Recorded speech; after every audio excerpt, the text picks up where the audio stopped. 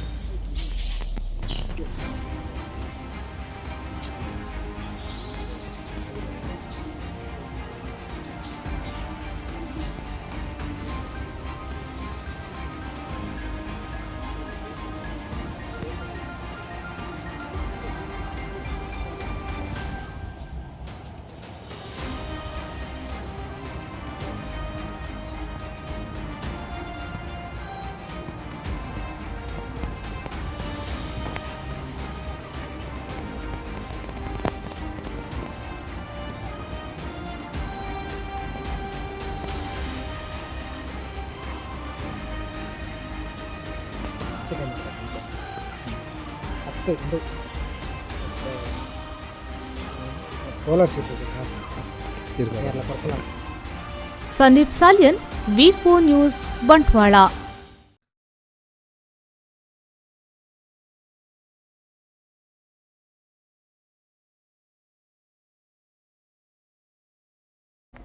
Sir, ಇವಾಗ ಏನಂದ್ರೆ ಬಡ ಕುಟುಂಬದ ಮನೆ ಗಾಳಿ ಮಳೆಗೆ ಸಂಪೂರ್ಣ ಹಾನಿಯಾಗಿರುವಂಥದ್ದು. ಇದು ನಡೆದಿರುವುದು ಬಂಟ್ವಾಳದಲ್ಲಿ. ಆದರೆ ಸರ್ಕಾರದ ವಸತಿ ಯೋಜನೆಯಡಿ ಅರ್ಜಿ ಹಾಕಿದ್ರು, ಅವರ ಮನೆ ನಿರ್ಮಾಣದ ಕನಸು ಇನ್ನೂ ಕೂಡ ನನಸಾಗಿಲ್ಲ. ಮನೆ ಎನ್ನುವಂಥದ್ದು ಅತಿ ಮುಖ್ಯವಾದ ಒಂದು ಬೆಚ್ಚನೆಯ ಮನೆ ಇರಲು, ವೆಚ್ಚಕ್ಕೆ ಹೊನ್ನಿರಲು, ಇಚ್ಛೆಯ ಅರಿತು ನಡೆಯುವ ಸತಿ ಇರಲು, ಸ್ವರ್ಗಕ್ಕೆ ಕಿಚ್ಚು ಹಚ್ಚಂದ ಅಂತ ಹೇಳ್ಬಿಟ್ಟು ಸರ್ವಜ್ಞ ಹೇಳ್ತಾನೆ. ಇದನ್ನು ಬೇರೆ ಬೇರೆಯವರು ಬೇರೆ ಬೇರೆ ರೀತಿಯಲ್ಲಿ ಹೇಳಿದ್ದಾರೆ. ಆದರೆ ಭಾರತದ 40 ಕೋಟಿ ಜನರ ಪರಿಸ್ಥಿತಿ ಹೇಗಿದೆ ಅಂತ ಹೇಳಿದರೆ, ಸೋರುವ ಮನೆ ಇರಲು, ಬಾರದ ಕಾಸಿರಲು, ಸುತ್ತಮುತ್ತಲಿನ ನೆರೆ ಜಗಳ ಗಂಟವಾಗಿರಲು ಏನಪ್ಪ ಮಾಡುವುದನ್ನುವಂಥ ಸ್ಥಿತಿ ಭಾರತದ 40 ಕೋಟಿ 148 ಕೋಟಿ ಭಾರತದ ಜನಸಂಖ್ಯೆಯಲ್ಲಿ 40 ಕೋಟಿ ಭಾರತೀಯರ ಸ್ಥಿತಿ ಹೀಗಿದೆ. 108 ಯೋಜನೆಗಳಿದ್ದಾವೆ ಭಾರತದಲ್ಲಿ, ವಸತಿ ಯೋಜನೆಗಳು. ಪ್ರಧಾನಮಂತ್ರಿಯಿಂದ ಮುಖ್ಯಮಂತ್ರಿಯಿಂದ ಜಿಲ್ಲಾ ಆಡಳಿತದವರೆಗಿದ್ದಾವೆ. ಬೆಂಗಳೂರಿನಲ್ಲಿ ಬಿಡದಿಯಲ್ಲೊಂದಷ್ಟು ಮನೆ ಕಟ್ಟಿದ್ರು, 30 ವರ್ಷದಿಂದ ಹಾಳಾಗಿ ಬಿದ್ದೋಗಿ ಕೆಲವರು ಕತ್ಕೊಂಡು ಹೋದ್ರು ಬಾಗಿಲೆಲ್ಲ. ಉಳ್ಳಾಲದಲ್ಲ ಒಂದಷ್ಟು ಮನೆ ಕಟ್ಟಿದ್ರು ಯಾರಿಗೂ ಕೊಡಲಿಲ್ಲ ಅದು. ಅದರದ್ದು ಬಾಗಿಲು ಈಗಲೆಲ್ಲ ಕಿಟಕಿ ಕದ್ಕೊಂಡು ಹೋದರು. ಇದು ಸರ್ಕಾರದ ಯೋಜನೆಗಳು. ಸರ್ಕಾರದ ಯೋಜನೆಗಳು ಜನರಿಗೆ ಮುಟ್ಟಬಾರ್ದು ಅಂತೇಳಿ ಕೆಲವರು ಕೆಲಸ ಮಾಡ್ತಾ ಇರ್ತಾರೆ. ರಾಜಕೀಯ ಪಕ್ಷಗಳ ಕಾರ್ಯಕರ್ತರು ಅತಿ ಮುಖ್ಯ ದೊಡ್ಡ ವಿಲನ್ಗಳವರು.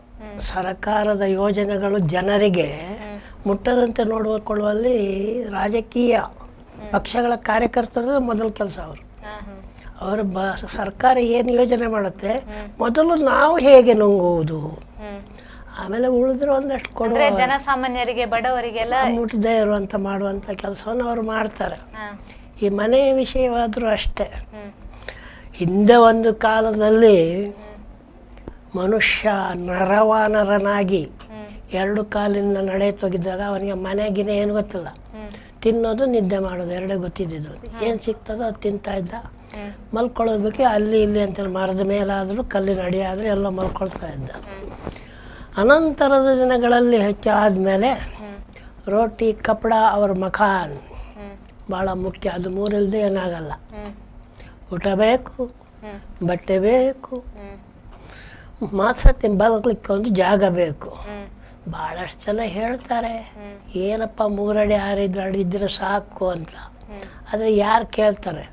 ದುಡ್ಡಿದ್ರೆ ಆ ದುಡ್ಡಿನ ದೌಲತ್ತನ್ನು ತೋರಿಸಲಿಕ್ಕೆ 3 ಜನರಿಗೆ 3 ಅಂತಸ್ತಿನ ಮನೆ ಕಟ್ಟಿಸ್ತಾರೆ.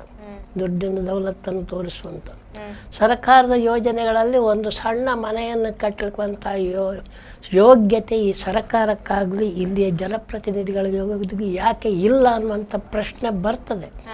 ಇನ್ನೂ ಇದು ದಲಿತ ಕುಟುಂಬ ಅಂತ ಹೇಳಿದ್ರಿ. ದಲಿತರ ಬಗ್ಗೆ ಭಾರತದಲ್ಲಿ ಎಷ್ಟೊಂದು ಯೋಜನೆಗಳು, ಎಷ್ಟೊಂದು ಮೀಸಲಾತಿಗಳು, ಆದರೆ ಎಷ್ಟು ಜನರಿಗೆ ಸಿಕ್ಕಿದೆಯಪ್ಪ? ಅಂದ್ರೆ ಇವರ ದಾಖಲೆಗಳು ಸರಿ ಇಲ್ಲ ಅಂತ ಕೂಡ ಬಂದ ಹಣ ವಾಪಸ್ ಹೋಗಿರುವಂತದ್ದು. ದಾಖಲೆ ಹೇಗೆ ಸರಿ ಇರ್ತದೆ? ಕಾಪಿ ಕಾಡಿದೆ. ಅದು ಒಂದು ಕಾಲದಲ್ಲಿ ದಲಿತರು ಅಲ್ಲಿಯ ಅವ್ರ ಹತ್ರ ಏನು ರೆಕಾರ್ಡ್ ಇರ್ತದೆ, ಯಾರು ಕೊಟ್ಟಿದ್ದಾರೆ ಅವ್ರಿಗೆ ರೆಕಾರ್ಡು? ಅವ್ರ ಕಾರ್ಡ್ನಲ್ಲಿದ್ದರು. ಕಾರ್ಡ್ನಲ್ಲಿ ರೆಕಾರ್ಡ್ ಯಾರು ಕೊಡ್ತಾರೆ? ರೆಕಾರ್ಡ್ ಕೊಟ್ಟಿರೋದಲ್ಲ. ಆ ಕಾರ್ಡನ್ನು ಕಾಪಿ ಕಾರ್ಡನ್ನ ಯಾರ್ಯಾರೋ ಒಳಗಡೆ ಹಾಕ್ಬಿಟ್ಟು ಅವ್ರಿಗೆ 3 ಕಾಸು ಕೊಟ್ಟಂಗೆ ಮಾಡಿಬಿಟ್ಟು ಆಮೇಲಿನ ದಿನಗಳಲ್ಲಿ ಅವ್ರಿಗೆ ಕೆಲವರಿಗೆ ಒಂದಿಷ್ಟು ಜಾಗ ಸಿಕ್ಕಿದೆ. ಅಲೆಮಾರಿಗಳಿದ್ದಾರೆ. ಈಗ ಎದ್ದಿರುವಂಥ ಇವಾಗ ಸಮಸ್ಯೆಗಳಲ್ಲಿ ಅಲೆಮಾರಿಗಳ ಸಮಸ್ಯೆಗಳು ಅವರಿಗಷ್ಟೇ ಏನಿಲ್ಲ, ವಿಳಾಸವಿಲ್ಲ. ಹಾಗೇನೆ ಇವರ ಹತ್ರ ರೆಕಾರ್ಡ್ ಸರಿ ಇಲ್ಲ ಅಂತ ಹೇಳಿದ್ರೆ ಅರ್ಥ ಏನು? ರೆಕಾರ್ಡ್ ಕೊಡಬೇಕಾದ ಯಾರು? ಸರ್ಕಾರದ ಅಧಿಕಾರಿಗಳು ಕಳ್ಳ ಆದರೆ ಏನು ಮಾಡೋದು? ಕೆಳಗಿನಿಂದ ಮೇಲಿನವರಿಗೆ ಲಂಚವೇ ನಡೆಯುವುದಾದ್ರೆ, ಅಧಿಕಾರಿಗಳು ಸರಿಯಾಗಿ ಕೆಲಸ ಮಾಡದೇ ಇದ್ರೆ ಅವ್ರಿಗೆ ಸಂಬಳ ಎಷ್ಟು ಕೊಟ್ಟರು ಸಾಲೋದಿಲ್ಲ. ಅಂದ್ರೆ ಇವರು ಮಳೆಗಾಲದಲ್ಲಿ ಏನೋ ಟರ್ಪಾಲ್ ಹೊದಿಕೆಯಲ್ಲೇ ಜೀವನ ಮಾಡ್ತಾ ಇದ್ದಾರೆ ಕಳೆದ 2 ವರ್ಷದಿಂದ.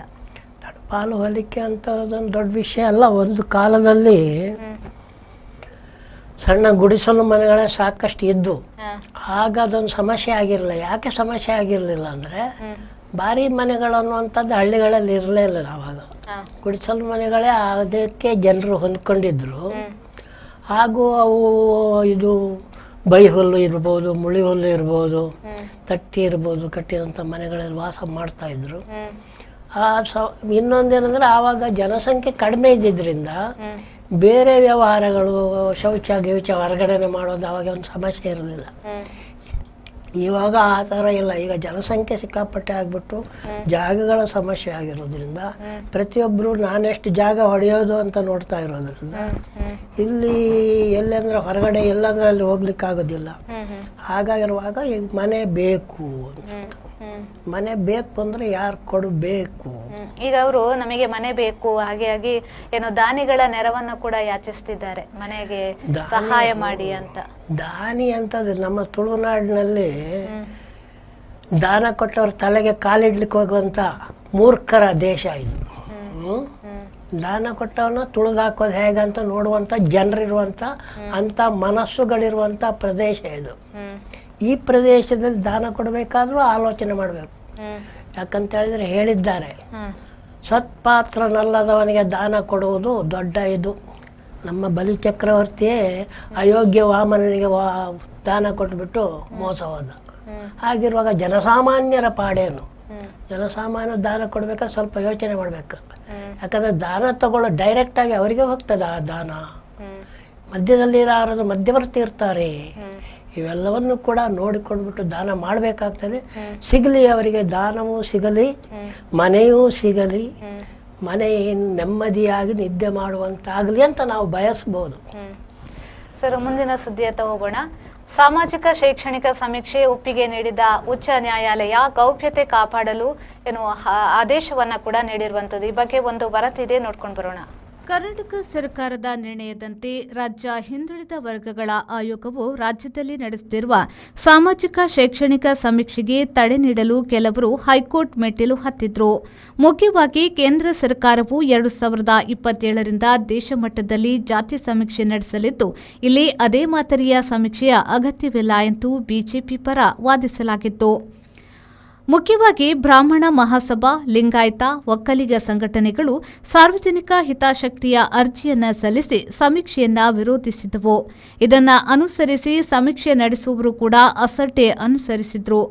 ರಾಜ್ಯದ ಸಮುದಾಯದ ಅಭಿವೃದ್ಧಿಗೆ ಸಮೀಕ್ಷೆ ಅಗತ್ಯ ಎಂದು ರಾಜ್ಯ ಸರ್ಕಾರದ ಪರ ವಾದಿಸಲಾಗಿತ್ತು. ಕೊನೆಗೆ ಹೈಕೋರ್ಟ್ ಸಮೀಕ್ಷೆಗೆ ಒಪ್ಪಿಗೆ ನೀಡಿದೆ. ಒತ್ತಾಯ ಮಾಡಬಾರದು, ಗುಟ್ಟು ಕಾಪಾಡಬೇಕು ಎಂದು ಕೂಡ ತೀರ್ಪಿನಲ್ಲಿ ಹೇಳಲಾಗಿದೆ. ಸಮೀಕ್ಷೆ ನಡೆಸುವಲ್ಲಿ ಅಸಡ್ಡೆ ಮಾಡುವವರ ವಿರುದ್ಧ ಕ್ರಮ ಕೈಗೊಳ್ಳುವ ಅಧಿಕಾರಿಯನ್ನ ಆಯಾ ಜಿಲ್ಲಾಧಿಕಾರಿಗಳಿಗೆ ನೀಡಿ ರಾಜ್ಯ ಸರ್ಕಾರವು ಈ ನಡುವೆ ಕಟ್ಟಳೆಯಿಟ್ಟಿದೆ.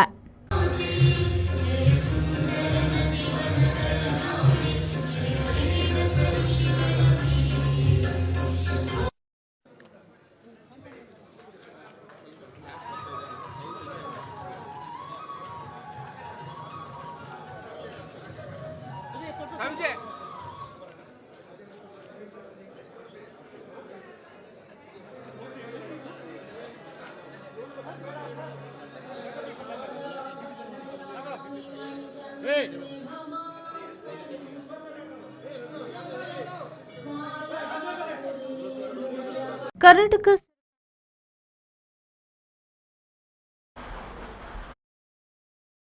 ಸರ್, ಜಾತಿ ಗಣತಿಗೆ ತಡೆ ಇಲ್ಲ ಎಂದು ಹೈಕೋರ್ಟ್ ಮಹತ್ವದ ಆದೇಶವನ್ನ ನೀಡಿದೆ. ಈಗಾಗಲೇ ಸಮೀಕ್ಷೆ ನಡೆಸಬಾರದು ಎಂಬೆಲ್ಲ ಆಗ್ರಹಗಳು ಕೂಡ ಕೇಳಿ ಬಂದವು.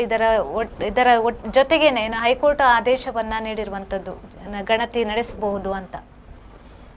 ಭಾರತವನ್ನ ಜಾತ್ಯತೀತ ದೇಶ ಅಂತ ಹೇಳ್ತಾರೆ.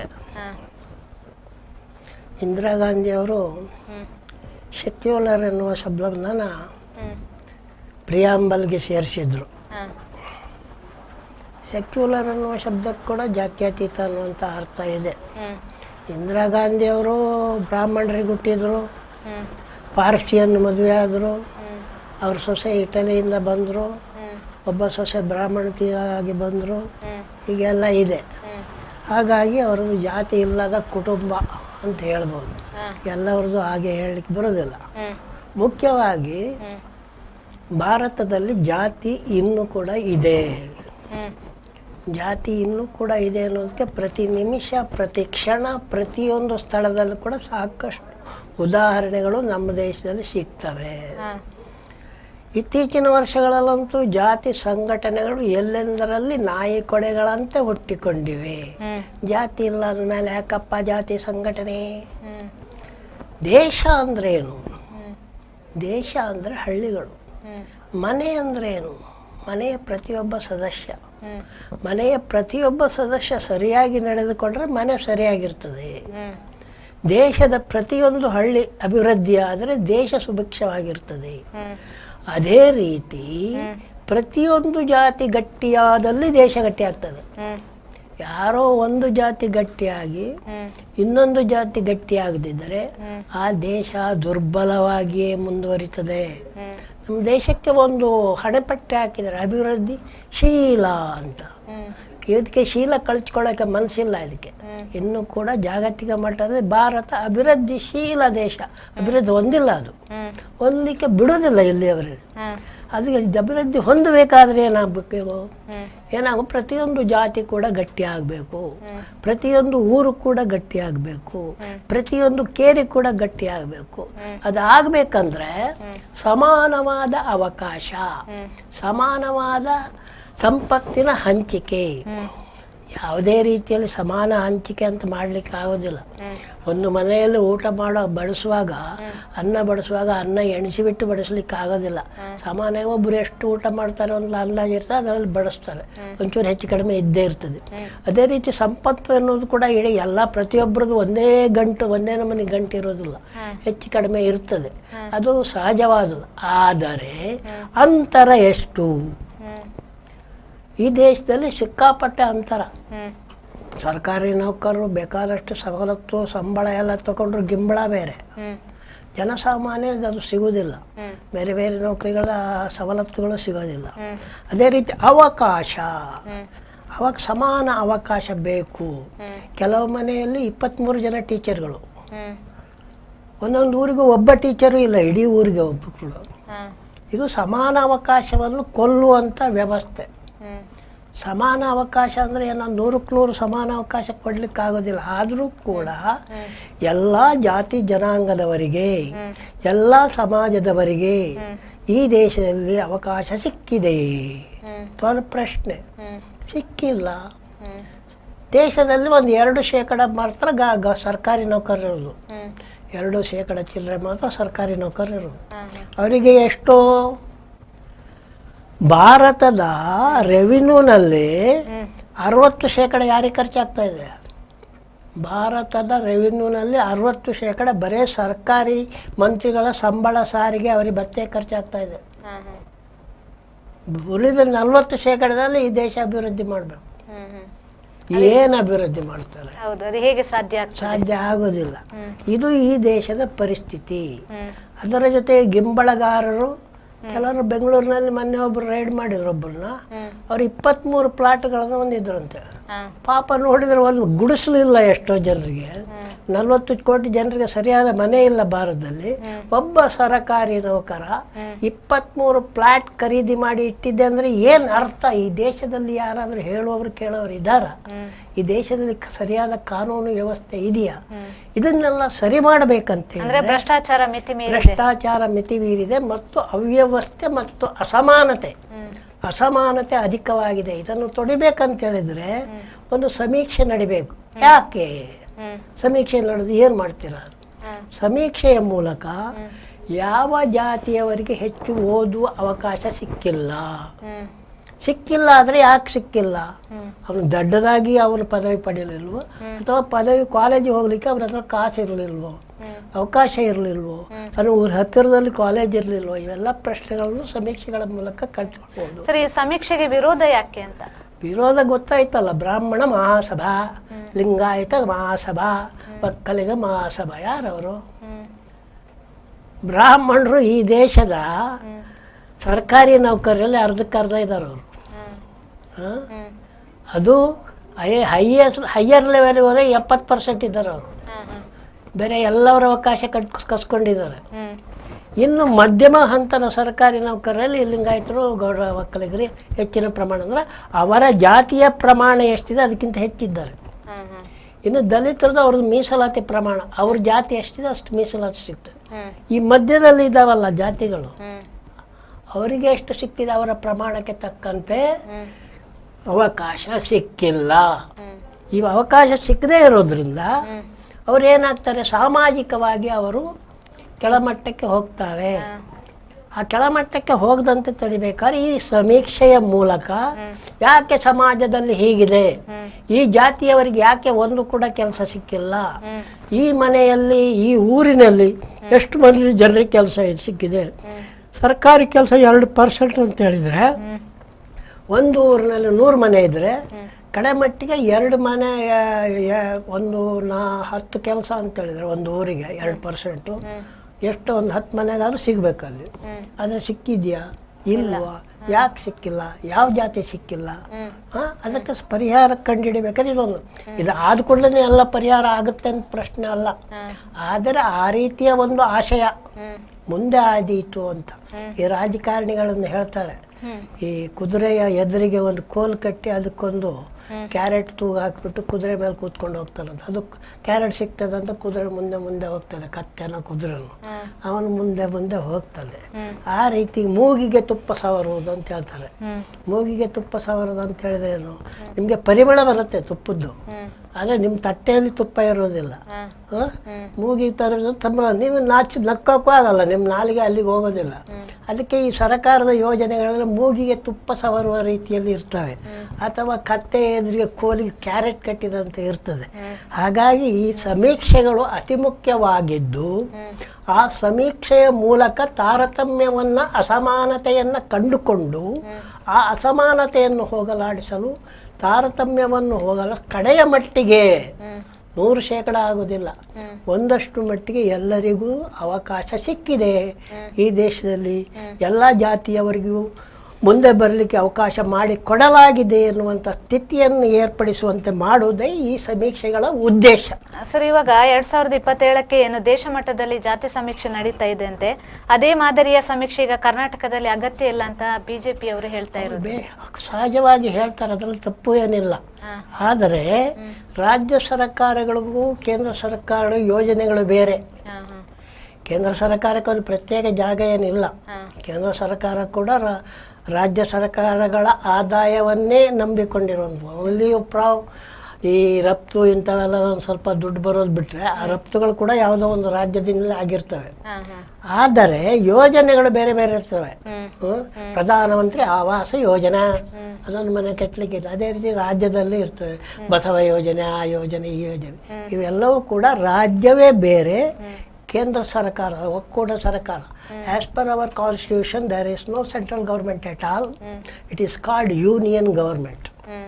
ನಮ್ಮ ಸಂವಿಧಾನ ಏನು ಹೇಳಿದೆ, ಕೇಂದ್ರ ಸರ್ಕಾರ ಅನ್ನುವಂಥದ್ದು ಏನಿಲ್ಲ, ಏನಿದ್ರು ಒಕ್ಕೂಟ ಸರ್ಕಾರ. ಭಾರತ ಅನ್ನುವಂಥದ್ದು ಒಂದು ಸೆಂಟ್ರಲೈಸ್ಡ್ ಸ್ಟೇಟ್ ಅಲ್ಲ, ಇದು ಒಕ್ಕೂಟ, ಹಲವು ರಾಜ್ಯಗಳನ್ನು ಒಗ್ಗೂಡಿಸಿಕೊಂಡಿರುವ, ಹಲವು ಸಂಸ್ಕೃತಿಗಳನ್ನು ಒಳಗೊಂಡಿರುವ, ಹಲವು ಪ್ರದೇಶಗಳ, ಹಲವು ಜನರ, ಹಲವು ಬಗೆ ಬಣ್ಣಗಳ, ಹಲವು ಆಹಾರಗಳ, ಹಲವು ವಿಷಯಗಳನ್ನು ಒಳಗೊಂಡಿರುವಂಥ ಒಂದು ಒಕ್ಕೂಟ. ಇದು ಸ್ಪಷ್ಟವಾಗಿ ಸಂವಿಧಾನದಲ್ಲಿ ಹೇಳಿದ್ದಾರೆ. ಆದ್ದರಿಂದ ರಾಜ್ಯಗಳಿಗೆ ಅವರದ್ದೇ ಆದ ಜನಸಮುದಾಯ, ಅವರದ್ದೇ ಆದ ಭಾಷೆ, ಅವರದ್ದೇ ಆದ ಬನಿ, ಅವರದ್ದೇ ಆದ ರೀತಿ ರಿವಾಜುಗಳು ಇವೆಲ್ಲ ಇರ್ತವೆ. ಅದೇ ರೀತಿ ಈ ರಾಜ್ಯದಲ್ಲಿರುವ ಜಾತಿಗಳು ಬೇರೆ ರಾಜ್ಯದಲ್ಲಿ ಇದೆ ಅಂತ ಹೇಳಿಕ್ಕೆ ಬರೋದಿಲ್ಲ. ಕೇಂದ್ರ ಸರ್ಕಾರ ಅಥವಾ ಒಕ್ಕೂಟ ಸರ್ಕಾರ ಮಾಡಿದಾಗಲೂ ಇಲ್ಲಿ ನಡೀತದೆ ಜಾತಿಗಳಂತೆ. ಅದರ ರಾಜ್ಯಕ್ಕೆ ತನ್ನ ಆದಾಯದಲ್ಲಿ ತನ್ನ ರಾಜ್ಯದ ಜನರಿಗೆ ಒಳ್ಳೆಯದನ್ನು ಮಾಡಲು ಏನು ಬೇಕು ಅನ್ನುವಂಥ ತೀರ್ಮಾನಿಸಲು ಅದಕ್ಕೆ ತನ್ನದೇ ಆದ ಲೆಕ್ಕಾಚಾರಗಳು ಬೇಕಾಗ್ತವೆ. ಇವಾಗ ಕೇಂದ್ರ ಮಾಡುವಾಗ ಏನಾಗ್ತದೆ, ಇವಾಗ ಕೇಂದ್ರ ಇಡೀ ದೇಶಕ್ಕೆ ಸಂಬಂಧಪಟ್ಟಂಗೆ ಒಂದು ಜಾತಿ ಗಣತಿ ತಗೊಳ್ತದೆ. ಜಾತಿ ಗಣತಿ ತಗೊಂಡ ಮೇಲೆ ಈಗ ಒಕ್ಕಲಿಗರನ್ನೇ ತಗೊಳ್ಳುವ, ಒಕ್ಕಲಿಗರು ಇಲ್ಲಿ ಒಕ್ಕಲಿಗರು ಇಡೀ ದೇಶದಲ್ಲಿ 2 ಜಾತಿ ಒಟ್ಟಿಗಿರೋದು. ಒಂದು ಬ್ರಾಹ್ಮಣರು, ಬ್ರಾಹ್ಮಣರಲ್ಲಿ ಹಲವು ಶಕ್ತಿಗಳಿದ್ದಾವೆ. ಆದ್ರೂ ಕೂಡ ಒಬ್ಬ ಕಾಶ್ಮೀರದ ಬ್ರಾಹ್ಮಣ ಕನ್ಯಾಕುಮಾರಿಯಿಂದ ಕಾಶ್ಮೀರಕ್ಕೆ ಹೋದರೂ ಕೂಡ ಅಲ್ಲಿ ಒಂದು ಮಠಕ್ಕೆ ಹೋಗ್ಬಿಟ್ಟು ಬ್ರಾಹ್ಮಣ ಅಂತ ಸ್ಟೈಂಗ್ ಅಂತ ತೋರಿಸ್ಬಿಟ್ಟು ಅಲ್ಲಿ ನೈಟ್ ಇದ್ಬಿಟ್ಟು ಬರ್ತಾನೆ ಊಟ ಮಾಡಿಬಿಟ್ಟು. ಎರಡನೇದಾಗಿ ಅಂಬೇಡ್ಕರ್ ಚಳವಳಿಯಿಂದಾಗಿ ಕಳೆದ ಒಂದು 25 ವರ್ಷಗಳಿಂದ ದಲಿತರಲ್ಲಿ ಆ ಸ್ಥಿತಿ ಬಂದಿದೆ. ದಲಿತರಂತ ಒಂದು ರಾಜ್ಯದಿಂದ ಒಂದು ಬೇರೆ ಯಾವ ಜಾತಿಯಲ್ಲ ಆ ವ್ಯವಸ್ಥೆ ಇಲ್ಲ. ನೀವು ಒಕ್ಕಲಿಗ ಅಂತೇಳಿ ಯಾವ ಒಕ್ಕಲಿಗ ಹೋಗೇ ಅಂತಾರೆ ಅಲ್ಲಿ, ನೀವು ಬಂಗಾಳಕ್ಕೆ ಹೋಗ್ಬಿಟ್ಟು ಹೇಳಿದರೆ, ಅಥವಾ ನೀನು ಬಿರುವ ಅಂತ ಹೇಳ್ಬಿಟ್ಟು ನೀವು ತಮಿಳ್ನಾಡಲ್ಲಿ ಯಾವ ಬಿರುವ ನೀವು ಎಲ್ಲಿಂದ ಬಂದಿ ಅಂತಾರೆ. ಯಾಕಂದರೆ ಇವು ಸಮನ್ವಯ ಇಲ್ಲ ಈ ಜಾತಿಗಳ ನಡುವೆ. ಹಾಗಾಗಿ ಕೇಂದ್ರ ಸರ್ಕಾರ ಮಾಡುವಂಥ ಈ ಜಾತಿ ಸಮೀಕ್ಷೆ ಏನಿದೆ ಇಡೀ ದೇಶಕ್ಕೆ ಮಾಡಿ ಅದು ತನ್ನ ಅಭಿವೃದ್ಧಿ ಕಾರ್ಯಗಳನ್ನು ಹಂಚಿಕೊಡುವಾಗ ಇಂಥದೇ ಜಾತಿಗೆ ಇಂಥದ್ದಂತೂ ಕೊಡುವಾಗ ಅಲ್ಲಿ ವ್ಯತ್ಯಾಸಗಳಾಗ್ತವೆ. ಯಾಕಂದರೆ ಆಗ ಬೇರೆ ಒಂದೊಂದು ರಾಜ್ಯಕ್ಕೂ ಇರುವಂಥ ಜಾತಿಗಳ ನಡುವಿನ ವ್ಯತ್ಯಾಸ. ಇವಾಗ ತುಳುನಾಡಿನಲ್ಲೇ ಗಾಣಿಗರು ಜನಿವಾರ ಹಾಕ್ತಾರೆ, ಅದರ ಸಫಲಿಗರು ಅವರು ಗಾಣಿಗರೇ, ಆದರೆ ಜನಿವಾರ ಹಾಕಲ್ಲ. ದೇವಸ್ಥಾನಕ್ಕೆ ಹೋದ್ರೆ ಆರಾಮಾಗಿ ಗಾಣಿಗ ಒಳಗಡೆ ಹೋಗ್ತಾನೆ, ಸಫಲಿಗೆ ಜನಿವಾರ ಇರೋಲ್ಲ, ನೀನು ಬೇರೆ ಕೂತ್ಕೊಳ್ಳೆ ಅಂತಾರೆ. ಇಂಥ ವ್ಯವಸ್ಥೆಗಳು ಸಣ್ಣ ಸೂಕ್ಷ್ಮ ವ್ಯವಸ್ಥೆಗಳು ಈ ದೇಶದಲ್ಲಿವೆ. ಈ ಸೂಕ್ಷ್ಮವಾದ ವ್ಯವಸ್ಥೆಗಳನ್ನೆಲ್ಲ ರಾಜ್ಯ ಮಟ್ಟದಲ್ಲಿ ಸಮೀಕ್ಷೆ ಮಾಡಿದಾಗ ರಾಜ್ಯದ ಅಭಿವೃದ್ಧಿಗಳನ್ನು ಹಂಚಲಿಕ್ಕೆ ಸರಿಯಾಗ್ತದೆ. ದೇಶ ಮಟ್ಟದಲ್ಲಿ ಮಾಡಿದಾಗ ಹಂಚಿಕೆ ಸರಿಯಾಗಿ ಮಾಡಲಿಕ್ಕೆ ಆಗೋದಿಲ್ಲ. ಕಾರಣ ಏನಂತೇಳಿದ್ರೆ ಇಡೀ ದೇಶದ ಜಾತಿ ಸೂತ್ರ ಏನಿದೆ ಒಂದಿಲ್ಲ, ಸುಮ್ಮನೆ ಹೇಳ್ತಾರೆ. ಅಲ್ಲಿ ಗುಜರಾತಿನ ಪಟೇಲರು ನಾವು ಒಕ್ಕಲಿಗರು ಅಂತಾರೆ, ಕುರ್ಮಿಗಳು ನಾವು ಒಕ್ಕಲಿಗರು ಅಂತ ಹೇಳ್ತಾರೆ, ಜಾಟ್ಗಳು ನಾವು ಒಕ್ಕಲಿಗರು ಅಂತ ಹೇಳ್ತಾರೆ, ಪಂಜಾಬಿ ಅವರು ಬೇರೆ ಧರ್ಮದ ಒಕ್ಕಲಿಗರು ಅವ್ರು ಹೇಳ್ತಾರೆ, ಹೀಗೆ ಬೇರೆ ಬೇರೆ ಒಕ್ಕಲಿಗರು ಅಂತ ಹೇಳ್ತಾರೆ. ಆದರೆ ಅದಕ್ಕೆ ಒಂದು ಬೆಚ್ಚಗೆ ಏನಾದರೂ ಇದೆಯಾ? ಏನಿಲ್ಲ. ಇಲ್ಲಿ ಒಕ್ಕಲಿಗರಲ್ಲೇ ಅವನಲ್ಲಿ ಗೌಡ ಒಕ್ಕಲಿಗ ಅಲ್ಲಿ ಹೋದರೆ ಅಲ್ಲಿ ಹೇಳ್ತಾನೆ, ಅವನು ಗಂಗಟಿಕಾರು, ಇವನು ಕುಂಚೇಟಿಗೆ ಒಕ್ಕಲಿಗ, ಯಾರೇ ಭಾಷೆ ಒಕ್ಕಲಿಗರಂತೆ, ಅವರು ನಮ್ಮ ಒಕ್ಕಲಿಗ ಸಂಘದಲ್ಲಿ ಸೇರಿಸಬಹುದೇ ಅನ್ನುವಂಥ ಪ್ರಶ್ನೆ ಭಾಳ ದೊಡ್ಡದಾಗಿ ಎದ್ದಿತ್ತು ಬೆಂಗಳೂರಲ್ಲಿ. ಆಮೇಲೆ ಕುರುಂಜಿ ಗೌಡರೆಲ್ಲ ಸೇರಿಕೊಂಡು ಒಪ್ಪಾಯ ಮಾಡಿ ಹೇಗೋ ಸೇರಿಸಿದ್ದಾರೆ ಅಲ್ಲಿ. ಆದರೆ ಇದು ಈ ರಾಜ್ಯದೊಳಗಡೆ, ಬೇರೆ ರಾಜ್ಯದ ಒಕ್ಕಲಿಗ ಸಂಘದಲ್ಲಿ ಹೋಗಿ ಸೇರ್ಲಿಕ್ಕೆ ನಿಮಗೆ ಅವಕಾಶ ಇಲ್ಲ. ಹಾಗಾಗಿ ಈ ಸಮಸ್ಯೆ ಇರೋದ್ರಿಂದ ರಾಜ್ಯದಲ್ಲಿ ಜಾತಿ ಸಮೀಕ್ಷೆ ಆಗಬೇಕಾದ ಅತ್ಯವಶ್ಯಕ. ದೇಶ ಮಟ್ಟದಲ್ಲಿ ಆಗುವ ಸಮಸ್ಯೆ ರಾಜ್ಯದ ಅಸಮಾನತೆಯನ್ನು ಹೋಗಲಾಡಿಸಲಿಕ್ಕೆ, ಅಭಿವೃದ್ಧಿ ಹಂಚಲಿಕ್ಕೆ ಸೂಕ್ತವಾದುದಲ್ಲ ಅಂತ ಸ್ಪಷ್ಟವಾಗಿ ಹೇಳ್ಬೋದು. ಸರ್, ಇವಾಗ ಏನು ಹೈಕೋರ್ಟ್ ಹೇಳಿರುವಂಥದ್ದು ದತ್ತಾಂಶಗಳ ಬಗ್ಗೆ ಗೌಪ್ಯತೆಯನ್ನು ಕಾಪಾಡಬೇಕು ಅಂತ, ಅದು ಯಾಕೆ ಹೇಳಿದ್ದಾರೆ ಅಂತ? ಅದು ಒಂದು ಪ್ರಶ್ನೆ ಏನಂತೇಳಿದರೆ, ಈ ವಿದ್ಯುನ್ಮಾನ ಯಂತ್ರಗಳು ಏನಿದ್ದಾವೆ, ವಿದ್ಯುನ್ಮಾನ ಯಂತ್ರಗಳು ಯಾರು ಬೇಕಾದ್ರೂ ಕದಿಬೋದು. ನಮ್ಮ ಫೋನ್ಗಳದ್ದು ಏನಾದರೂ ಮಾಡಿದರೆ ಅದನ್ನ ಯಾರು ಕದೀತಾರೆ, ನಮ್ಮ ಫೋನ್ ಮೆಸೇಜ್ಗಳನ್ನು ಕದೀತಾರೆ, ಈ ರೀತಿ ಇದ್ದೇವೆ. ಅದೇ ರೀತಿ ನಮ್ಮ ಕಂಪ್ಯೂಟರ್ಗಳನ್ನು ಹ್ಯಾಕ್ ಮಾಡ್ತಾರೆ. ಇವಾಗ ಭಾಳ ಜನಕ್ಕೆ ಗೊತ್ತಿದೆ, ಇವಾಗ ಪೇಟೆಯಲ್ಲಿರೋವರಿಗೆ ಗೊತ್ತಿದೆ ಇವೆಲ್ಲ ಮಾಡ್ತಾರಂತ. ಅದೇ ರೀತಿ ಇವಾಗ ಆಧಾರ್ ಕಾರ್ಡನ್ನು ನಮ್ಮ ದಾಖಲೆಗಳಿರ್ತವೆ, ನಮ್ಮ ದಾಖಲೆಗಳನ್ನು ಬೇರೆಯವರು ಕದ್ದು ದುರುಪಯೋಗ ಮಾಡಿಕೊಡ್ತಾರೆ. ಇವಾಗ ಜಾತಿ ಸಮೀಕ್ಷೆ ನಡೆಸುವಾಗ ಅದರ ಆಧಾರ್ ಕಾರ್ಡ್ ಯಾರ್ಯಾರಿಗೂ ಕೊಟ್ಟಿದೆ, ಬಸ್ನವರಿಗೂ ತೋರಿಸ್ತೇವೆ, ಅವನಿಗೇನು ಕದಿಯೋಕ್ಕೆ ಗೊತ್ತಿರಲ್ಲ ಅದು. ಆದರೂ ಕೂಡ ಇವಾಗ ಬಸ್ನಲ್ಲಿ ನಿಮ್ಮ ಕಾರ್ಡನ್ನು ಅಕಸ್ಮಾತ್ ಅವನೇನು ಪರೀಕ್ಷೆ ಮಾಡೋದು ಅಂತ ತಿಳ್ಕೊಳ್ಳಿ, ಆ ಪರೀಕ್ಷೆ ಮಾಡಿದಾಗ ಅದರ ವಿವರಗಳನ್ನು ಪಡೆಯುವಂಥ ಇದೆ. ಮೊನ್ನೆ ಒಬ್ಬ ಕೋಲಾರದ ಕಳ್ಳ ಮದ್ರಾಸಿನಲ್ಲಿ ಸಿಕ್ಕಿಬಿದ್ದ. ಅವನು ಏನು ಮಾಡ್ತಾ ಇದ್ದ ಅಂತ ಹೇಳಿದ್ರೆ, ATM ಹಣ ತೆಗಿಯಕ್ಕೆ ಬರುವವರಿಗೆ ಅಲ್ಲೊಂಚೂರು ಅಂಟಿಸ್ತಾ ಇದ್ದ. ATM ಕಾರ್ಡ್ ಇಟ್ಟಾಗ ಅಂಟಿಸ್ಕೊಂಡು ಬರೋದು, ದುಡ್ಡು ಬರೋದಿಲ್ಲ. ಅವರು ಬರೋದಿಲ್ಲ ಅಂದ್ಮೇಲೆ ಇವನ ಹತ್ರ ಕೊಡೋರು, ಇವನ ಹತ್ರ ಕೊಟ್ಟು ಕೂಡಲೇ ಅಲ್ಲೇನೆ ಅದರದ್ದು ಜೆರಾಕ್ಸ್ ಕಾಪಿ ಅವೊಂದು ಯಾವುದೋ ಸಣ್ಣ ಇದರಲ್ಲಿ ತೆಗೆದುಬಿಟ್ಟು ಆಮೇಲೆ ಡೋಂಗಿ ಮಾಡೋರು. ಇಂಥವೆಲ್ಲ ವ್ಯವಸ್ಥೆ ಇರೋದ್ರಿಂದ ದುರುಪಯೋಗ ಮಾಡಿಕೊಳ್ಬಹುದು. ಯಾವುದಂದ್ರೆ ಪರ್ಸನಲ್ ಏನು ಇರ್ತದೆ, ನಿಮ್ಮ ಜಾತಿ ಯಾವುದು.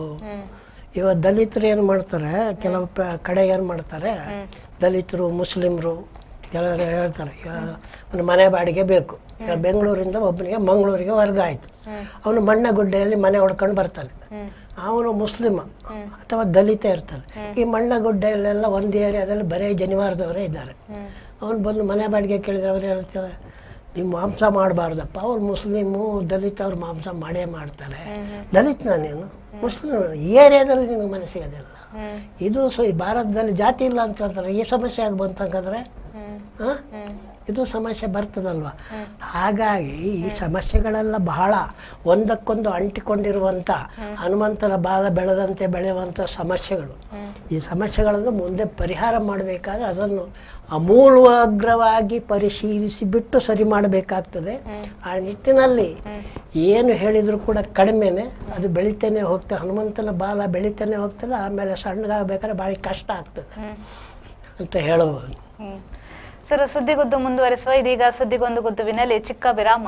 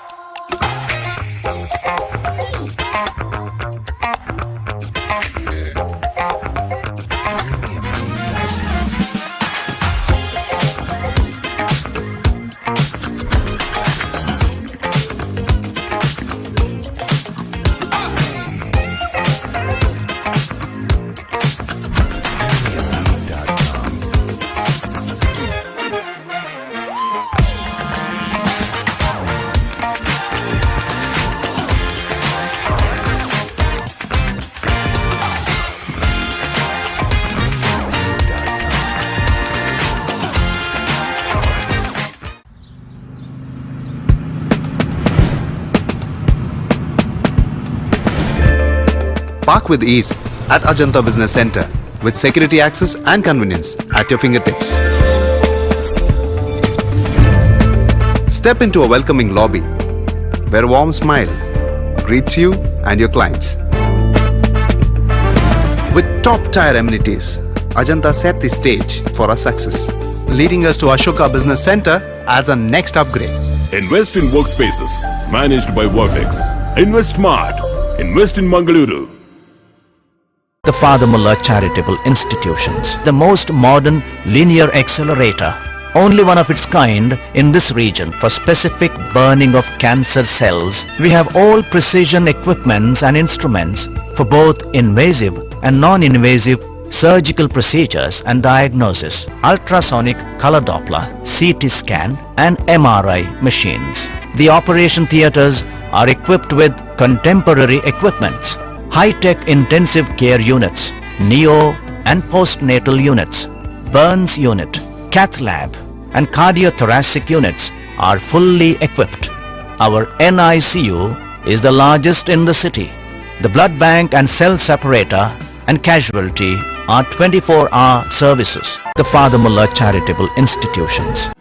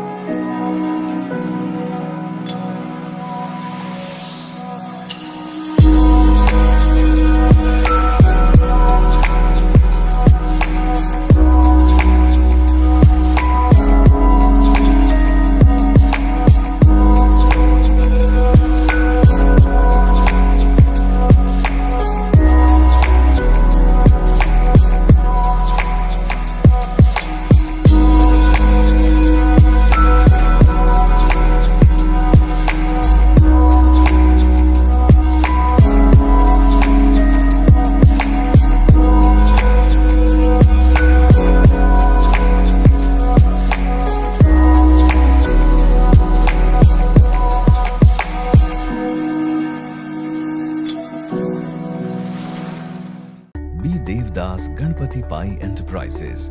All kinds of quality and attractive material available at one place. Biggest showroom in Mangalore city. Admired by public at large. The showroom of your choice. B. Devdas Ganpati Pai Enterprises near New Chitra Talkies, Mangalore. AJ Hospital and Research Center is a leading advanced tertiary healthcare center of India, serving the coastal citizens and spreading good health across the sea line. AJ Hospital and Research Center is a specialized Medicare center providing service to more than 30 major medical disciplines, embracing new technologies to offer high-level healthcare that matches the best in the country. Our technical and medical expertise include foremost services in cadaveric organ retrieval, drug-eluting stent placement, pediatric lab nephrectomy, ambulance services, dermatology, ENT, nephrology and many more. AJ Hospital and Research Center, Kuntikana, Mangaluru. Call 222-5533. Ideal Ice Cream, milky way to your heart.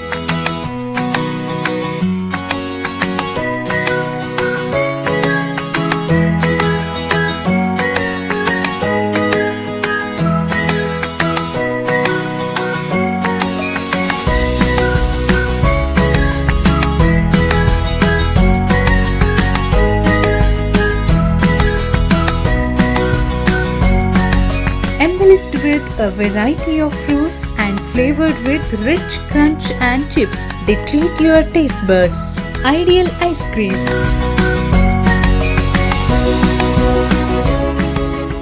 Vasudeva Stores, store for your inner needs. Visit us to find trendy innerwear from major brands.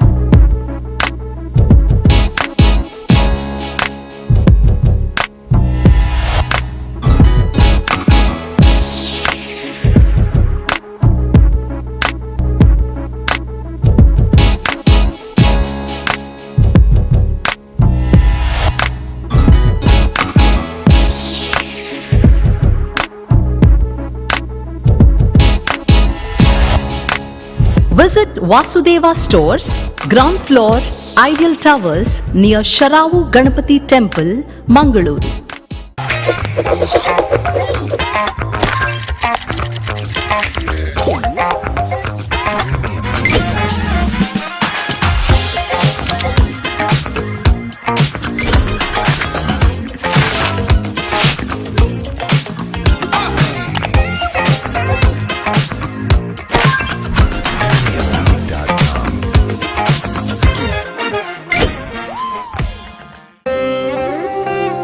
ನನ್ನ ಬಾಲ್ಯ ಅಮೂಲ್ಯ ನೆನಪುಗಳಿಂದ ತುಂಬಿತ್ತು.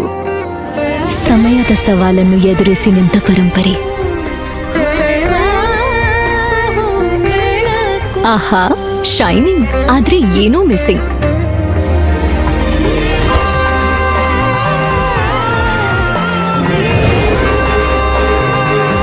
ಶತಮಾನದ ವಾರಸುದಾರಿಕೆಯ ಹೊಸ ಮುಖ ಭೀಮಾ. ಬದಲಾವಣೆ ಹೊಳೆಯುತ್ತಿದೆ.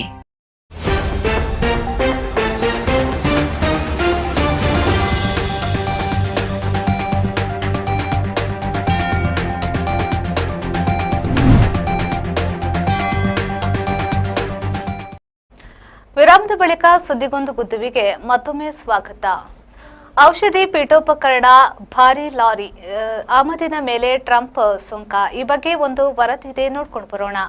America ಸಂಯುಕ್ತ ಸಂಸ್ಥಾನದ ಅಧ್ಯಕ್ಷರಾದ Donald Trump ಅವರ ಸುಂಕ ಜ್ವರ ಇಳಿದಿಲ್ಲ.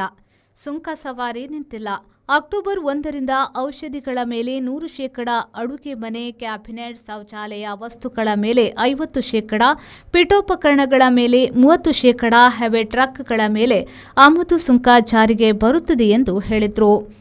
ಆಮದು ವಸ್ತುಗಳ ಮೇಲಿನ ಸುಂಕ ಅಭಿಯಾನ ನಿಲ್ಲುವುದಿಲ್ಲ ಎಂದು ಅವರು ಹೇಳಿದರು. ರಾಷ್ಟ್ರೀಯ ಭದ್ರತೆಯ ಕಾರಣಕ್ಕೆ ಅಡುಗೆ ಮನೆ, ಕ್ಯಾಬಿನೆಟ್ಗಳು, ಶೌಚಾಲಯ ಸಾಮಗ್ರಿ, ಪೀಠೋಪಕರಣದ ಮೇಲೆ ಆಮದು ಸುಂಕ ಹೇರಿಕೆ ಅನಿವಾರ್ಯ ಎಂದು ಅವರು ಹೇಳಿದ್ದಾರೆ. ಹೊಸ ಸುಂಕಗಳಿಂದ ಯುಎಸ್ಎಯ ಷೇರು ಮಾರುಕಟ್ಟೆ ಏರುಮುಖ ಕಂಡಿದೆ, ಆದರೆ ಹಣದುಬ್ಬರಕ್ಕೆ ಕಾರಣವಾಗಿದೆ ಎಂದು ಹೇಳಲಾಗ್ತಿದೆ.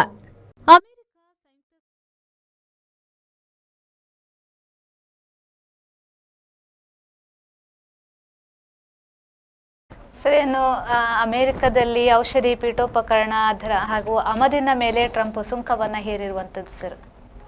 ಸುಂಕ ನಮ್ಮ ದೇಶದಲ್ಲಿ ಬಹಳ ಹಿಂದೆನೆ ಕನ್ನಡದವರೊಂದು ಗಾದೆ ಮಾಡಿದ್ದಾರೆ. ಸುಂಕದವನ ಮುಂದೆ ಸುಖ ದುಃಖ ಹೇಳ್ಕೊಂಡು ಏನು ಪ್ರಯೋಜನ ಅಂತ. ಸುಂಕದವನ ಮುಂದೆ ಸುಖ ದುಃಖ ಹೇಳಿ ಏನು ಪ್ರಯೋಜನ ಇಲ್ಲ, ಅವನೇನು ಬಿಡೋದಿಲ್ಲ, ಸುಂಕ ಹಾಕೇ ಕಳಿಸೋದು. ಹಾಗಾಗಿ ಸುಂಕದವನ ಬಳಿ ಸುಖ ದುಃಖ ಹೇಳಬಾರ್ದು ಅಂತ ಒಂದು ಗಾದೆ ನಮ್ಮಲ್ಲಿ ಬಹಳ ಹಿಂದಿನಿಂದಲೂ ಇದೆ. ಈಗ ಸುಂಕದವರ ಸುಂಕದಪ್ಪ ಈ ಟ್ರಂಪಪ್ಪ ಸುಂಕವನ್ನ ಗಟ್ಟಿಯಾಗಿ ಹಿಡ್ಕೊಂಡ್ಬಿಟ್ಟಿದ್ದಾರೆ. ಸುಂಕ ಹಾಕ್ತೇನೆ ಅಂತ ಹೇಳುವಾಗ ಯಾಕೆ ಹಾಕ್ತಾರೆ, ಸುಂಕ ಯಾಕೆ ಬೇಕು? ಸುಂಕದ ಉದ್ದೇಶಗಳು 10. ಸುಂಕದ ಅತಿ ಮುಖ್ಯ ಮೂಲ ಉದ್ದೇಶ ಬಂದು ಸುಂಕದಿಂದ ಬಂದ ಹಣದಿಂದ ಅಭಿವೃದ್ಧಿಯನ್ನು ಮಾಡುವಂಥದ್ದು, ಸುಂಕದ ಆದಾಯವನ್ನು ಸಂಬಂಧಪಟ್ಟ ಅಭಿವೃದ್ಧಿಗೆ ಬಳಸುವಂಥದ್ದು. ಆದರೆ ಟ್ರಂಪರ ಇತ್ತೀಚಿನ ಸುಂಕದ ವಿಧಾನ ಬಂದು ಸೇಡಿನ ರಾಜಕೀಯದ ವಿಧಾನದಂತೆ ಕಾಣ್ತಾ ಇದ್ದಾರೆ.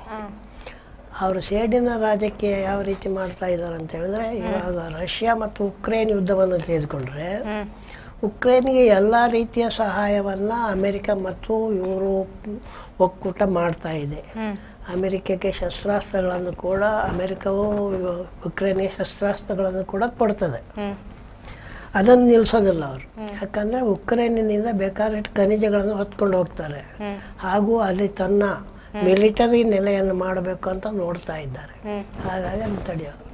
ರಷ್ಯಾದ ಮೇಲೆ ಸಹಜವಾಗಿ ಅವರು ವಿರೋಧವನ್ನು ಹೇಳ್ತಾರೆ. ವಿರೋಧ ಹೇಳೋದೊಂದು ದೊಡ್ಡ ವಿಷಯ ಅಲ್ಲ. ಯಾರೂ ಕೂಡ ಒಂದೇ ಮನೇಲಿ ಅಣ್ಣ ತಮ್ಮಂದರಿಗೂ ವಿರೋಧ ಇರ್ಬೋದು, ಬೇರೆ ಬೇರೆ ದೇಶಗಳಿಗೆ ವಿರೋಧ ಇರುವುದು ದೊಡ್ಡ ವಿಷಯ ಅಲ್ಲ. ಆದರೆ ಸಮನ್ವಯ, ಮಾತುಕತೆ, ನಾನಾ ವಿಧಾನಗಳಿಂದ ಅವುಗಳನ್ನು ಸರಿಪಡಿಸುವಂಥ ವಿಧಾನ ಇರ್ತದೆ. ಆದರೆ ಇಲ್ಲಿ ಸರಿಪಡಿಸುವ ವಿಧಾನ ಏನು ಕಾಣುವುದಿಲ್ಲ. ಅವರು ಉಕ್ರೇನ್ಗೆ ಕೊಡ್ತಾ ಇರೋದು ಬಾಯಲ್ಲಿ ಹೇಳೋದು ರಷ್ಯಾ ಯುದ್ಧ ನಿಲ್ಲಿಸ್ತಾ ಇಲ್ಲ ಅಂತ. ರಷ್ಯಾ ಯುದ್ಧ ನಿಲ್ಲಿಸ್ಬೇಕಾದ್ರೆ ಈ ಕಡೆಯಿಂದ ನಿಲ್ಬೇಕು, ಎರಡು ಕಡೆ ನಿಲ್ಬೇಕು, ಅದಕ್ಕೆ ಮಾತುಕತೆ ನಡಿಬೇಕು. ಅವೆಲ್ಲ ಏನು ನಡೆದೇ ಇಲ್ಲ. ಅಥವಾ ಅಮೆರಿಕ ಬಂದು ಉಕ್ರೇನ್ಗೆ ಯುದ್ಧಾಸ್ತ್ರ ಕೊಡುವುದನ್ನು ನಿಲ್ಲಿಸಿಲ್ಲ. ಅದಕ್ಕಿಂತ ಮುಖ್ಯವಾಗಿ ಇಸ್ರೇಲ್ ನಡೆಸಿರೋ ಯುದ್ಧದ ಬಗ್ಗೆ ಬಾಯೇ ಬಿಡುವುದಿಲ್ಲ. ಈ ರೀತಿ ಎಲ್ಲ ಇದೆ. ಈ ರೀತಿ ಎಲ್ಲ ಇರುವಾಗ ಅತಿ ಮುಖ್ಯವಾದ ಅಮೆರಿಕ ಎದುರಿಸುತ್ತಿರುವಂಥ ಅತಿ ಮುಖ್ಯವಾದ ಒಂದು ಸಮಸ್ಯೆ ಕಳೆದ ಕೊರೋನಾ ಆರಂಭವಾದಾಗ ಸ್ವಲ್ಪ ಅಲ್ಲಿ ಸಮಸ್ಯೆ ಆರಂಭ ಆಯ್ತಲ್ಲ. ಕೊರೋನಾ ಆರಂಭವಾದಾಗ ಅಲ್ಲಿನ ಇನ್ಫ್ಲೇಷನ್ ಶುರುವಾಯಿತು. ಆಮೇಲೆ ಬೇರೆ ಬೇರೆ ಹಣದುಬ್ಬರದ ಸಮಸ್ಯೆಗಳು ಮತ್ತು ಆರ್ಥಿಕ ಹಿಂಜರಿತದಿಂದಾಗಿ ಕೆಲವು ಸಮಸ್ಯೆಗಳು, ಮುಖ್ಯವಾಗಿ ಒಟ್ಟು ಆದಾಯದಲ್ಲಿ ಅಮೆರಿಕವನ್ನು ಮೀರಿಸಲಿಕ್ಕೆ ಈಗ ಜಗತ್ತಿನಲ್ಲಿ ಯಾವ ದೇಶ ಕೂಡ ಇಲ್ಲ. ಒಟ್ಟು ಸಂಪತ್ತಿನಲ್ಲಿ ಅಮೆರಿಕದ ಸಂಪತ್ತು 2ನೇ ಸ್ಥಾನದಲ್ಲಿರೋ ಚೀನಾಕ್ಕಿಂತ ಎಷ್ಟೋ ಪಟ್ಟು ಹೆಚ್ಚಿದೆ.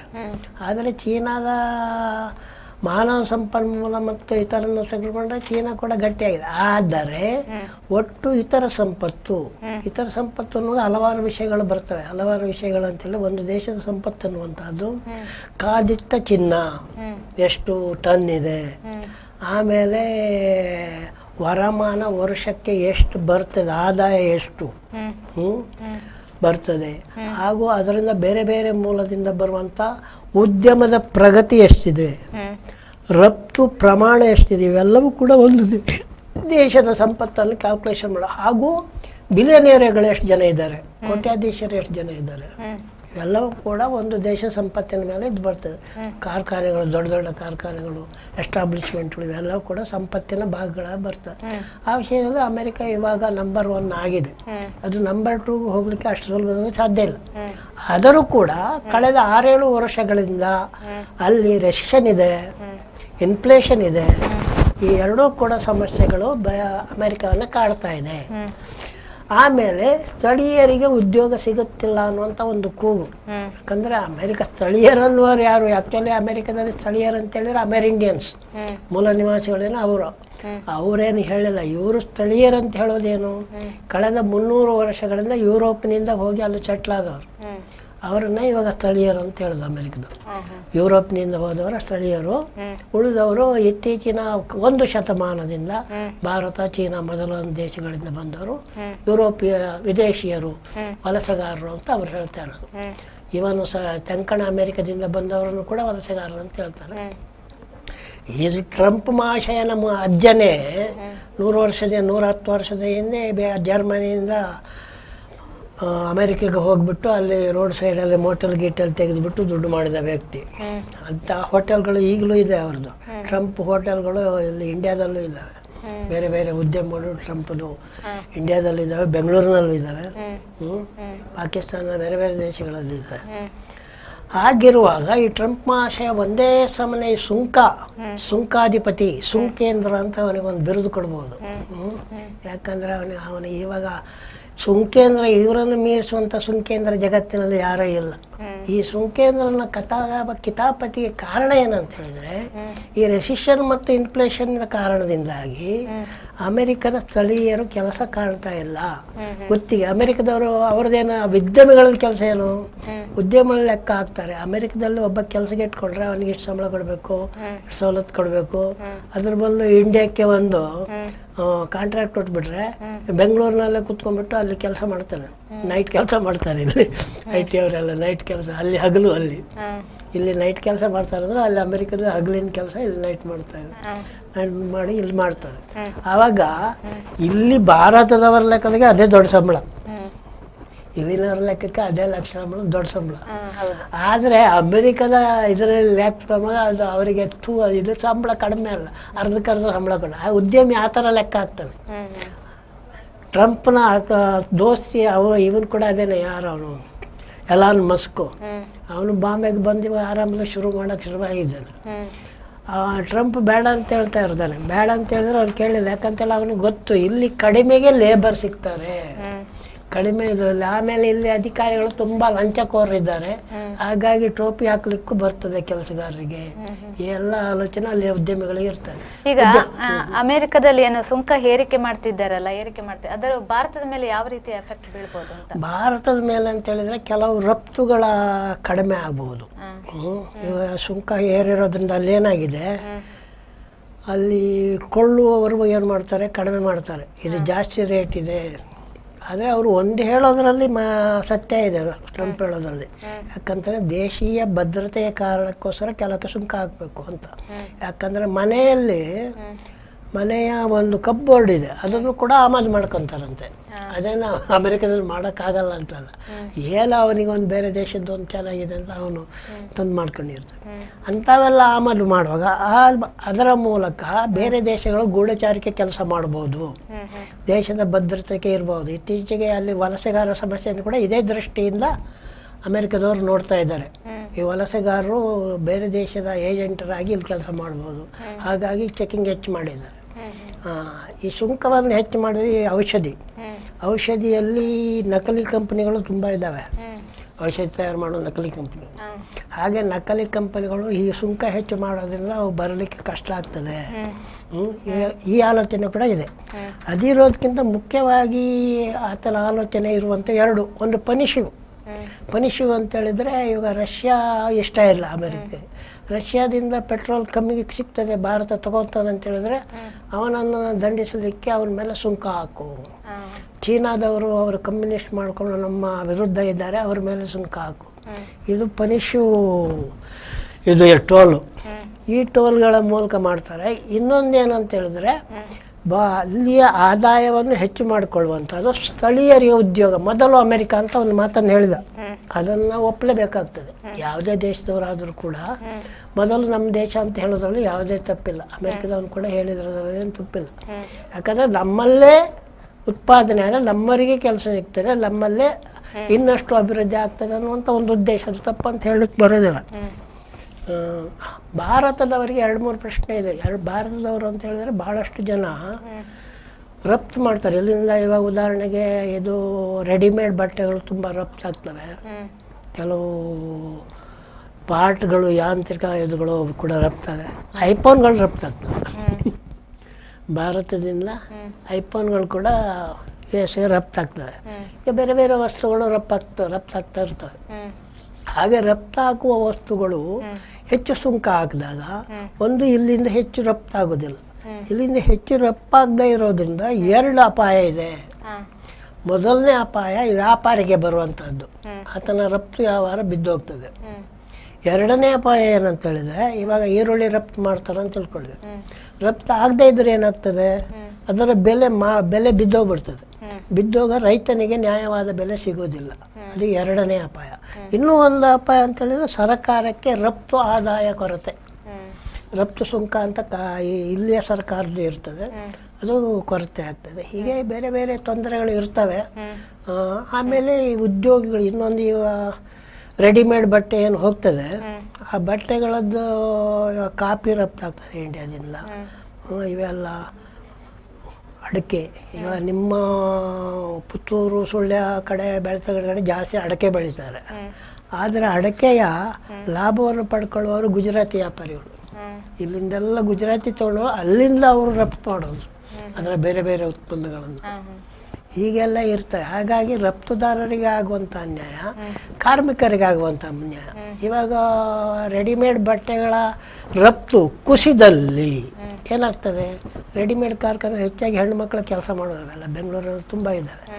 ಅವುಗಳೆಲ್ಲ ಅವ್ರ ಕೆಲಸ ಕಡಿಮೆ ಆಗ್ತದೆ, ಕೆಲಸ ಹೋಗ್ಬೋದು, ಇಂಥ ಎಲ್ಲ ಪರಿಸ್ಥಿತಿ ಇದೆ. ಆದರೆ ಪ್ರತಿಯೊಂದು ದೇಶದವರು ಕೂಡ ಅವರವರ ದೇಶವನ್ನು ಮೊದಲು ಟ್ರಂಪ್ ಅಂತ ತಪ್ಪಂತ ಆ ನಿಟ್ಟಿನಲ್ಲಿ ಹೇಳಲಿಕ್ಕೆ ಬರೋದಿಲ್ಲ. ಆದರೂ ಕೂಡ ಪನಿಷಿವ್ ಟೋಲಿಯನ್ನು ಹಾಕ್ತಾ ಇದ್ದಾರೆ ಟ್ರಂಪು, ಅದು ಅವರಿಗೆ ಪೆಟ್ಟು ಬೀಳ್ತದೆ. ಯಾವ ರೀತಿ, ಈಗಾಗಲೇ ಒಂದು ಪೆಟ್ಟು ಶುರುವಾಗಿದೆ. ಷೇರು ದರ ಹೆಚ್ಚಾಗಿದೆ. ಷೇರು ದರ ಹೆಚ್ಚಾಗಿರೋದ್ರಿಂದ ಕೆಲವು ಉದ್ಯಮಿಗಳಿಗೆ ಷೇರುದಾರರಿಗೆ ಲಾಭ ಆಗ್ತದೆ, ಜನಸಾಮಾನ್ಯರಿಗೆ ಅದೇನು ಲಾಭ ಮುಟ್ಟುವುದಿಲ್ಲ. ಆದರೆ ಹಣದುಬ್ಬರ ಹೆಚ್ಚಾಗಿದೆ. ಅಂದರೆ ಜನರ ಹಣದುಬ್ಬರ ಹೆಚ್ಚಾದಾಗ ಜನರಿಗೆ ಕೊಳ್ಳು ಶಕ್ತಿ ಕಡಿಮೆ ಆಗ್ತದೆ. ಯಾಕಂದರೆ ಒಬ್ಬನು 2 ಕಾಫಿ ಕುಡಿತಾ ಇರ್ತಾನೆ, ದಿವಸಕ್ಕೆ 2 ಕಾಫಿ ಕುಡಿತಾನೆ, ಬೆಳಿಗ್ಗೆ ಒಂದು ಸಾಯಂಕಾಲ ಒಂದು. 10 ರೂಪಾಯಿ ಇತ್ತು, ದಿನಕ್ಕೆ 20 ರೂಪಾಯಿ. ಅವನ ಆದಾಯದಲ್ಲಿ ಅವನು ದಿವಸಕ್ಕೆ 20 ರೂಪಾಯಿ ಕಾಪಿಗೆ ಹೋಟ್ಲಿಗೆ ಹಾಕೋದು ಅಂತ ಲೆಕ್ಕ ಹಾಕೊಂಡಿರ್ತಾನೆ. ಆದರೆ ಹೋಟ್ಲವ್ರು ಒಮ್ಮೆಗೆ 20 ರೂಪಾಯಿ ಮಾಡಿದ್ರು ಕಾಪಿ. ಹಣದುಬ್ಬರ ಅಂದರೆ ಹಾಗೆ 20 ರೂಪಾಯಿ ಮಾಡಿದಾಗ ಇವನು ಆದಾಯದಲ್ಲಿ ದಿನಕ್ಕೆ 20 ರೂಪಾಯಿ ಮಾತ್ರ ಹೋಟ್ಲಿಗೆ ಹಾಕೋಕ್ಕಾಗೋದು. ಆವಾಗ ಏನು ಮಾಡ್ತಾನೆ, ಅನಿವಾರ್ಯವಾಗಿ ಆವಾಗ 2 ಕಾಪಿ ಬದಲು 1 ಕಾಪಿ ಕುಡಿತಾನೆ. ಇದು ಹಣದುಬ್ಬರ ಮಾಡುವಂಥ ಕಿತಾಪತಿಗಳು.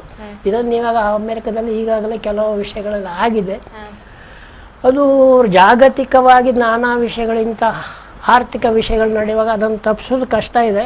ಆದರೂ ಕೂಡ ರಾಜಕೀಯ ನಾಯಕರು ಇಂಥ ವಿಷಯಗಳನ್ನು ಪರಿಗಣಿಸುವಾಗ ಮುಖ್ಯವಾಗಿ ಆರ್ಥಿಕ ತಜ್ಞರನ್ನು ಸಂಪರ್ಕಿಸಿ ಅವರ ಸಲಹೆಗಳನ್ನು ಪಡೆದು ನಡೆದುಕೊಂಡ್ರೆ ಅನುಕೂಲ. ಇಲ್ಲದೇ ಇದ್ದರೆ ಭಾರತದಲ್ಲೂ ಹಾಗೆ ಆಯಿತು. ಭಾರತದಲ್ಲಿ ಕೂಡ ಭಾಳಷ್ಟು ಜನ ಆರ್ಥಿಕ ತಜ್ಞರ ಸಲಹೆಗಳನ್ನು ಈಗಿನ ಭಾರತ ಸರ್ಕಾರ ಕೇಳ್ತಾ ಇಲ್ಲ.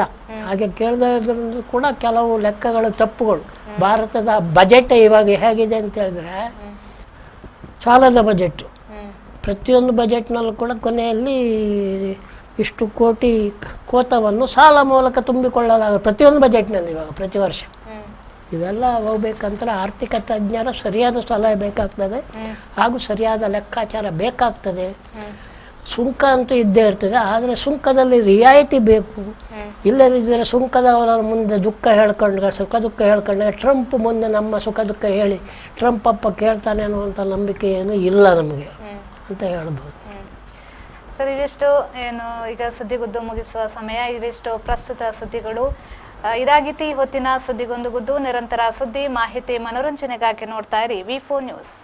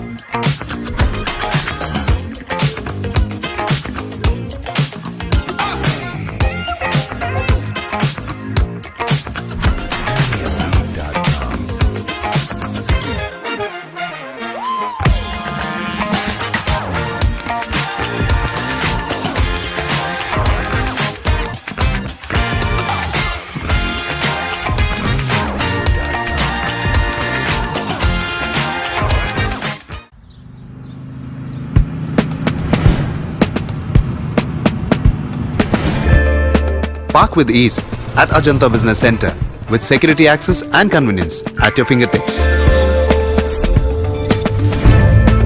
Step into a welcoming lobby where a warm smile greets you and your clients.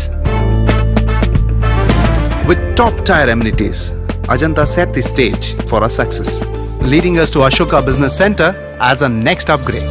Invest in workspaces managed by Vertex. Invest Smart.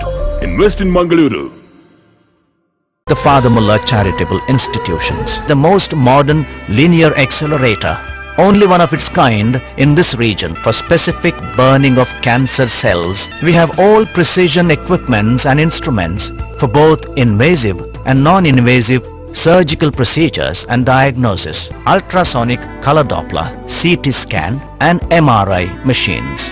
The operation theaters are equipped with contemporary equipments, high-tech intensive care units, neo and postnatal units, burns unit, cath lab and cardiothoracic units are fully equipped. Our NICU is the largest in the city. The blood bank and cell separator and casualty are 24-hour services. The Father Mullah Charitable Institutions.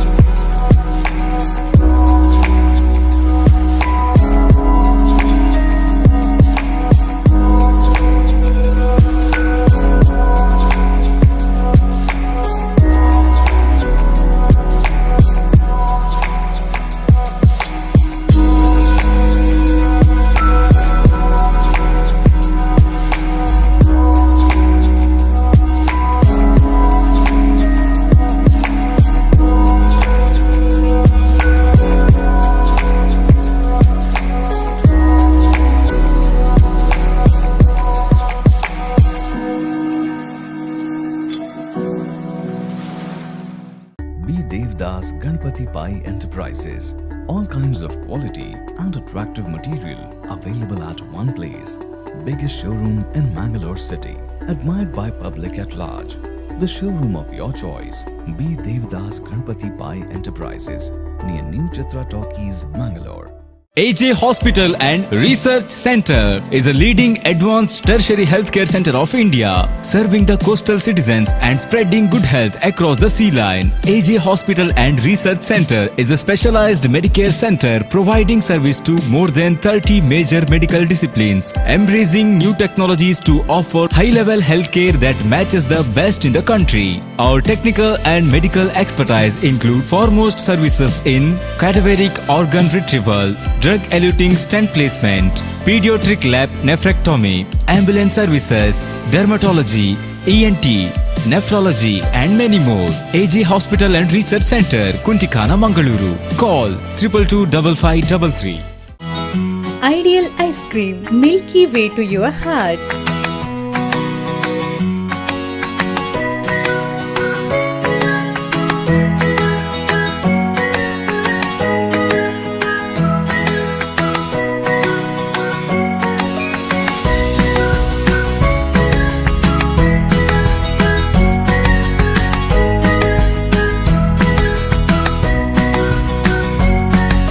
Embellished with a variety of fruits and flavored with rich crunch and chips. They treat your taste buds. Ideal ice cream.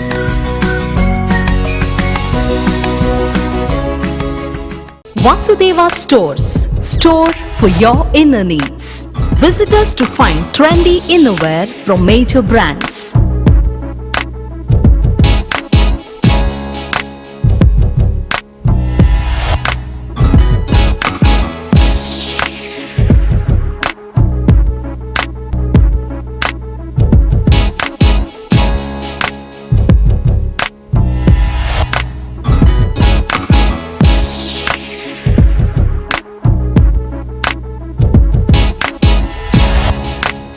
Visit Vasudeva Stores, ground floor, Ideal Towers near Sharavu Ganapati Temple, Mangaluru.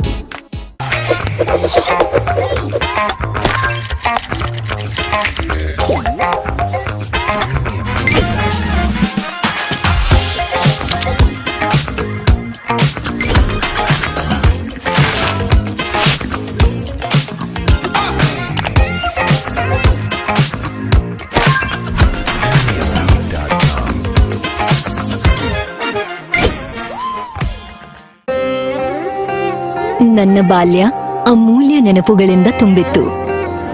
ಸಮಯದ ಸವಾಲನ್ನು ಎದುರಿಸಿ ನಿಂತ ಪರಂಪರೆ. ಆಹಾ, shining, ಆದ್ರೆ ಏನೋ missing.